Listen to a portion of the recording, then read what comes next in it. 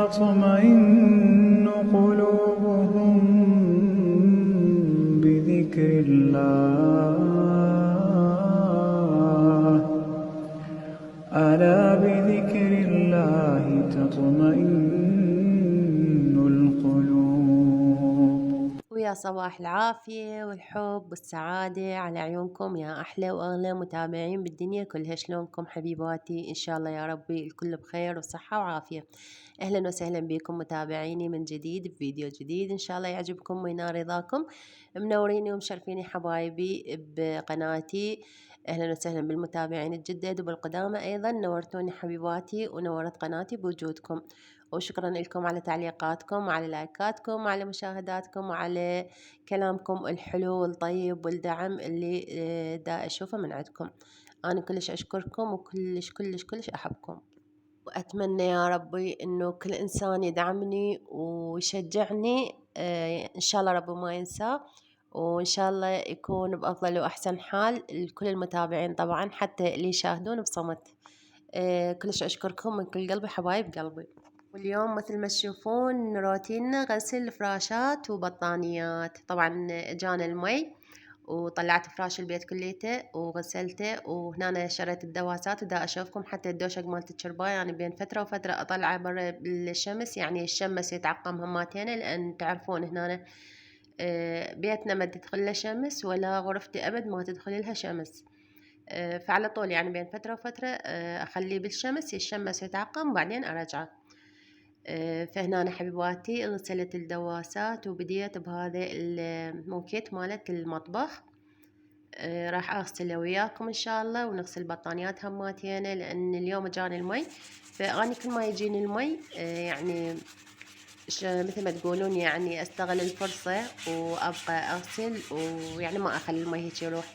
نترس بعد التانكيات، وبعد ما نترس التانكيات انه انا بعد استخدم المي بالغسل والجلف. ومثل ما تشوفون هنا أنا خليت الزاهي والقاصر وبديت أجلف بالموكيتات، وطبعا بسرعة هن ينضفن لأني مريحات، يعني مو تقولون الوسخ يتشلب بيهن، وما بيهن وسخ كلش يعني ذاك القوي، لأن أنا شنو بين فترة وفترة أطلعهن وأغسلهن. والله ومن يجي المي وأغسل وهيك أستمتع بالغسل أنا، وتصير هيك يعني راحة نفسية من أشوف أنا غاسلة فراشات وبطانيات تصير ريحتهم طيبة. كلش أفرح وأرتاح، نفسيتي ترتاح، فالنظافة يعني مريودة وحلوة والله. هنا أنا جت المساعدة، طبعا هذا ابني يوسف اجى يساعدني حبيبي في دول عمره، كل ما يشوفني أغسل وحده وهاي يجي يساعدني. فهسه أنا قلت له يلا أنا كملت الغسل وأنت عليك بس بالماسحة، فأنا دارش له مي وهو دا يمسح بيها. وما شاء الله المي لما يجينا قوي يعني الحمد لله، فيعني سواه هسه واحد يغسل وشكشي عنده مضمومه يطلع يغسله. فاني كل ما يجي المي اطلع لازم، لو الفراش البيت لو الفراش المضموم لو البطانيات لابد ما اغسل يعني من يجينا المي. بس يعني مرات يجي بالليل، بالليل اتكاسل بصراحة، مو دائما اغسل لما يجي بالليل، يعني مرات اغسل مرات لا والله اكنسله ما اغسل، لان يجي بالليل واحنا يعني بالليل الواحد يصير تعبان يعني ما له خلق لا غسل ولا وش تشوفين يعني بالليل من تغسلين كلش ما اشوف. حتى يعني الضوء الطرمة عندنا ضعيف مو كلش قوي. فهم يعني هنا المي مالتنا احنا كل 9 ايام يجيب لنا 3 ساعات، اذا بالنهار واذا بالليل لا والله يخلي مرات ل 12 هيجي يلا يطفي. فهذا الشي يعني كلش مزعج، لانه مثل تغسلين شي وانت يعني وين اكو هناك يم اهلي ان اروح يعني بس يفتحون الصوندة حتى بدون ماطور ما شاء الله المي مالتهم يصعد. هنا أنا دا أغسل بالبطانية ويوسف دا يدوس بيها، قلت له أنت دوس ليها لأن ما بيها حيلة تنقع، وداني أغسل البطانية الثانية، فقال ها هي.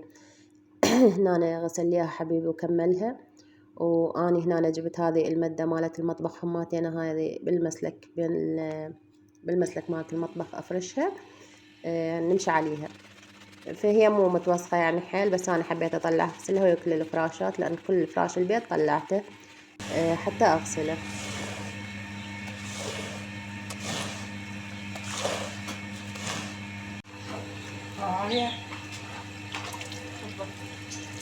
تخرج داخل الكرسي اغسلها وخليها فوق الكرسي.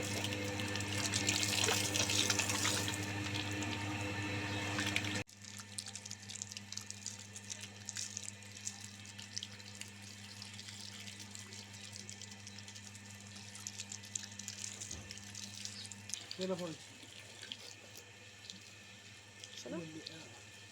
اوه خلاص.